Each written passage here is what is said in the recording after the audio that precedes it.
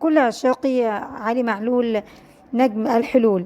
علي معلول يعود للملاعب بمشاركته مع الصفاقسي حاليا أمام الاتحاد المنستيري في الدوري التونسي بعد فترة غياب بسبب الإصابة. بعد لقطته المثيرة في مباراة القمة، نجم الأهلي مهدد بالإيقاف والغرامة. بات نجم النادي الأهلي حسين الشحات مهددا بالإيقاف والغرامة بعدما بدر منه سلوكا غير مألوفا تجاه البرازيلي خوان ألفينا جناح الزمالك بعدما لمح له بقصر قامته.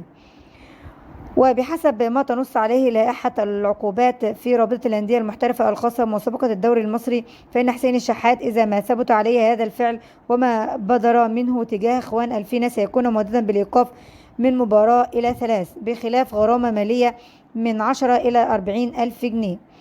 وتنص لائحة رابطة الأندية في حالات التنمر ببطولة الدوري المصري على القيام بأداء بعض الحركات تتنافى مع الدين والعادات والتقاليد، فإن عقوباتها الإيقاف من مباراة إلى 3، بخلاف غرامة مالية من 10 إلى 40 ألف جنيه.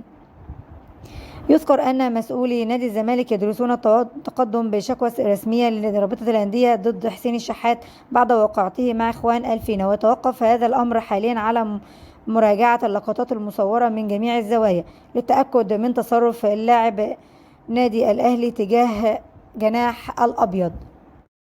النحاس يسعى لمشاركته أساسيا أمام كهرباء الإسماعيلية المرتقب. يبحث الجهاز الفني للنادي الأهلي بقيادة الكابتن عماد النحاس عن منح الفرصة للاعب أحمد عبد القادر للعودة للتشكيلة الأساسية للفريق في المواجهة أمام كهرباء الإسماعيلية. ويسعى الجهاز الفني لنادي الأهلي لمنح اللاعبين البدلاء فرصة كاملة لإثبات الذات والمشاركة بانتظام في الفترة الحالية. وبحسب التقارير الصحفية فإن مصادر داخل النادي الأهلي تؤكد بأن عبد القادر سيكون أقرب المرشحين للعب أساسيا في المباراة المقبلة أمام كهرباء الإسماعيلية، خاصة في ظل حالة الغموض التي تكتنف موقف زميله حسين الشحات. وكان الشحات قد تعرض مؤخرا لكدمة في الكتف مما قد يستدعي إراحته وعدم المجازفة به في اللقاء المقبل.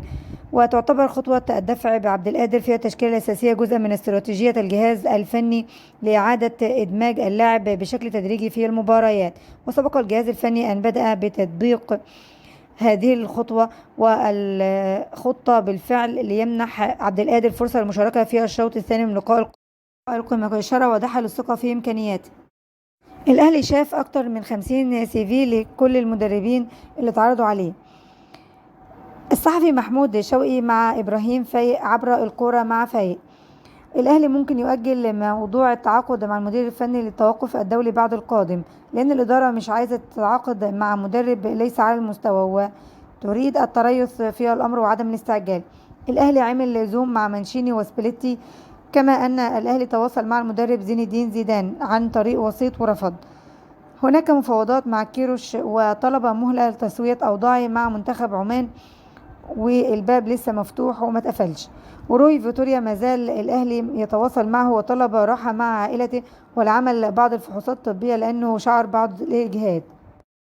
والأهلي شاف أكتر من 50 CV للمدربين اللي هيتولوا المهمة الفنية للنادي الأهلي.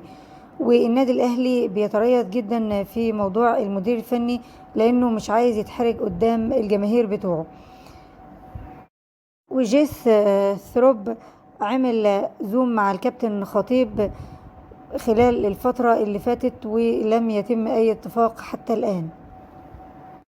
أما المدرب كروش فمرحب بفكرة أنه يدرب النادي الأهلي، فقال للنادي الأهلي اعطوني مهلة بس خلصوا المباراتين الجايين مع عمان.